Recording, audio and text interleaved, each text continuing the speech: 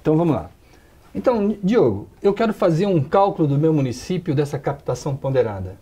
Existem, pelo que eu entendi dos seus slides, existem duas maneiras de eu fazer isso, né?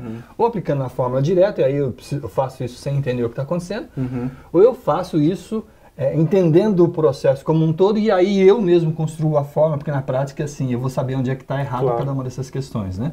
Senão o gestor aplica a fórmula, e aí ele não sabe por que o município dele deu aquela questão tão pequenininha. Fala, isso não entendi nada. Então, mais fácil é para a gente entender como é que a gente constrói essa fórmula, né? Então, vamos lá. Para poder fazer isso aqui, eu tenho que somar três questões importantes, né? As vulnerabilidades, tá certo? A questão das faixas etárias lá, que é a demográfica, que é a criança gestante, e a última, que é... A tipologia do município, pela tipologia. Os tipos municipais, né? Então, muito bem. Como é que cada uma dessas questões aqui tem um peso, certo? Exato. Um peso, por isso que chama ponderada, um peso, não é? Explica para mim. A vulnerabilidade socioeconômica e o perfil demográfico, eles têm um peso de 30% em cima do valor base. Então, eu tenho um valor base que é 1. Isso. Se eu ponho mais 30% disso, isso aqui é igual a 1,3, certo? Isso. A mesma coisa que 1 mais 30% é igual a 1,3, certo? Exato. E a tipologia? A tipologia, ela tem três definições, mas tem outro aspecto também que é de suma importância, que é o parâmetro. Primeiro, nos pesos, né? O urbano, ele tem peso 1, ou seja, não tem ponderação.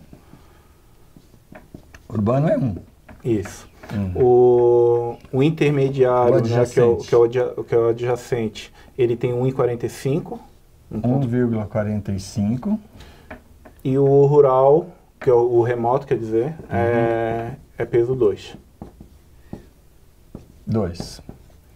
Então, eu vou olhar para a minha tipologia e vou dizer, na verdade, como é que o meu município se encaixa. Ou ele se encaixa com uma ponderabilidade 1, ou ele se encaixa com 1,45, ou ele se encaixa com o dobro da média nacional, tá certo? Exato. Se for um remoto, né? Isso. O IBGE que fez essas contas, isso não tem nada a ver com o Ministério da Saúde. Isso aqui é uma norma, tem pesquisas... Foi uma pesquisa de 2017, que foi feita pelo IBGE, que vai ser agora aplicada de novo no censo de 2020, e que também, naturalmente, ela vai passar por amplas discussões, mas no momento é essa definição existente. Então, na prática, é isso daqui... Se tiver vulnerabilidade, é isso daqui, se toda a minha população cadastrada estiver nessa faixa etária, tá certo? Um fato, Marcos, que é muito importante, é que eles não são cumulativos. Então, se uma pessoa recebe BPC e tem mais de 65 anos, ela vai contar 30% apenas uma vez, ela não vai contar duas vezes. Então, aqui é ou, né? Aqui é ou. Exato. Certo? Isso é muito importante para que as pessoas não somem, né? Tá, mas aqui é E. Exato.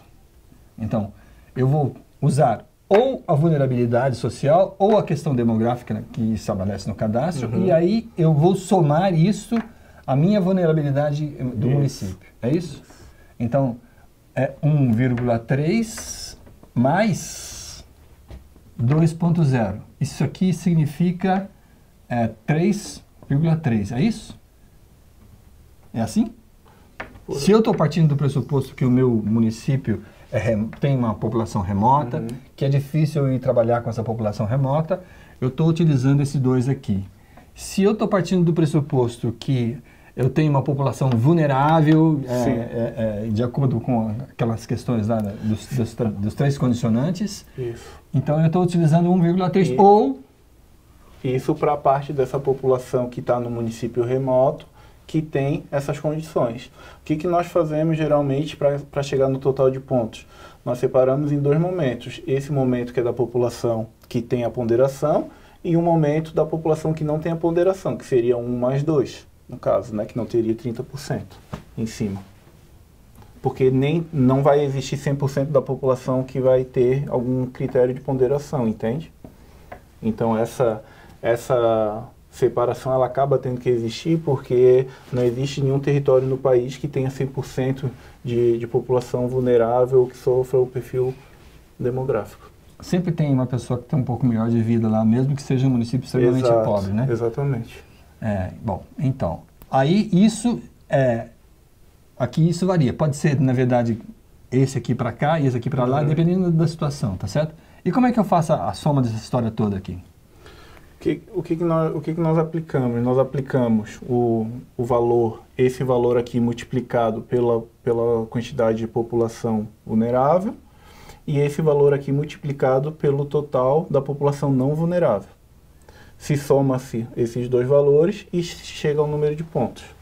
Tá, ok. Então, se eu estou falando de população vulnerável, é a parte de cima, né? Isso. Então, esse 1.3 aqui tem a ver com essa questão demográfica, tá certo? Eu apontei que ele existe aqui. Agora, eu optei por usar esse aqui, e aí se eu optei por usar esse daqui, eu vou utilizar também essa outra complemento aqui, que é da população vulnerável. E aí, na população vulnerável, eu tenho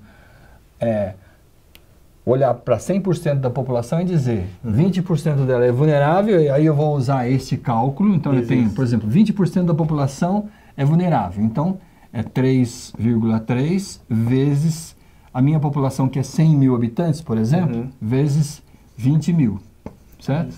E a outra é 2, porque eu estou morando num município remoto, tá certo?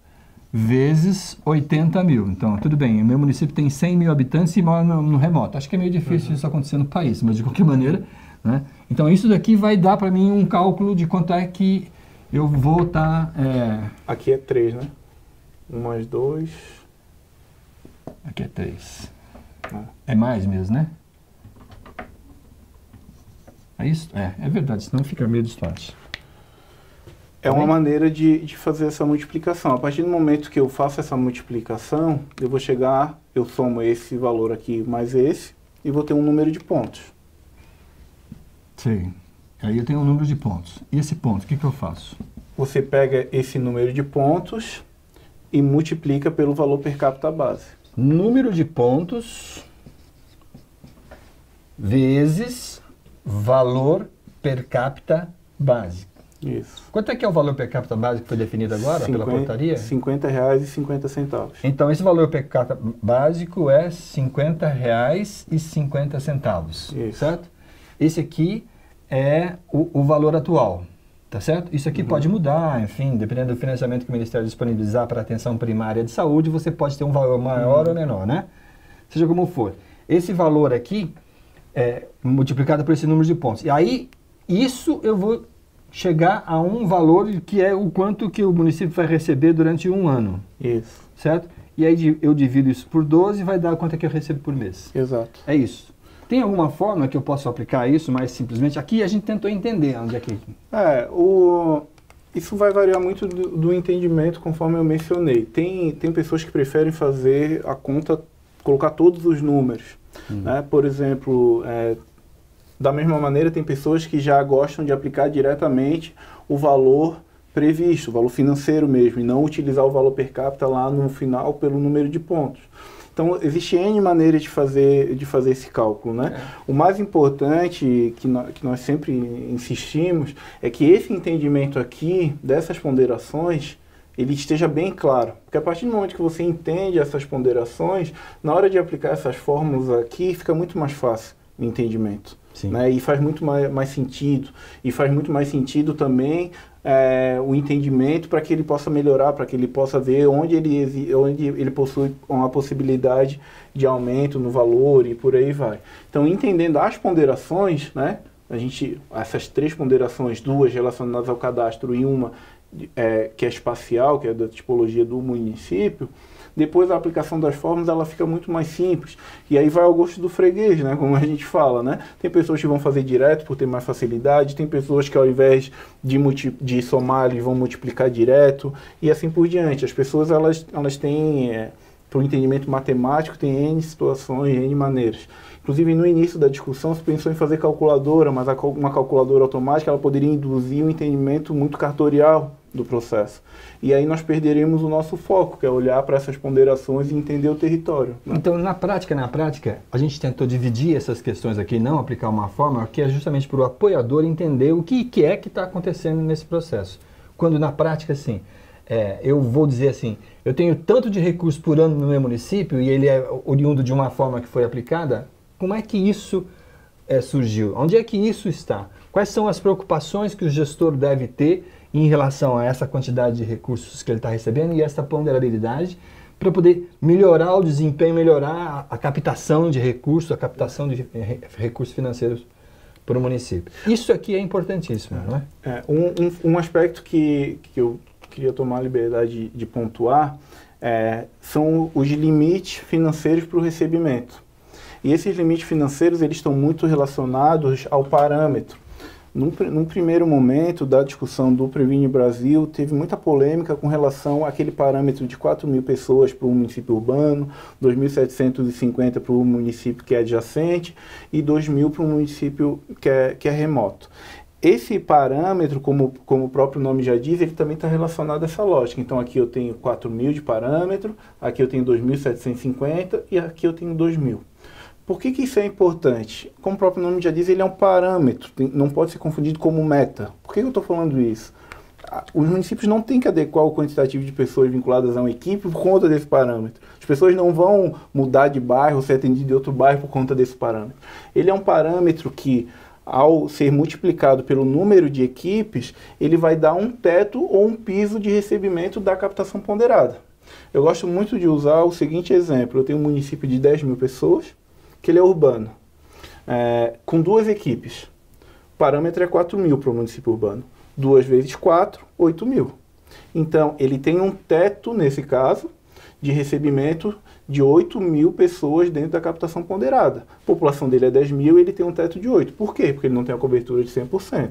Então, ele vai receber até as 8.000. Receber até 8.000 não significa que ele só pode cadastrar até 8.000. Porque a realidade dele, ele vai cadastrar e vincular quem está sendo atendido. Vai chegar a 12, 13, 10, 9. A realidade. Né? Realidade dele, ponto. Sim. Da mesma maneira, se ele tem um teto de 8 e vinculou 7.000 pessoas, não significa que ele não vai receber pelas 7.000. Ele vai receber pelas 7.000. E ele tem ainda uma margem de recebimento de 1.000 pessoas.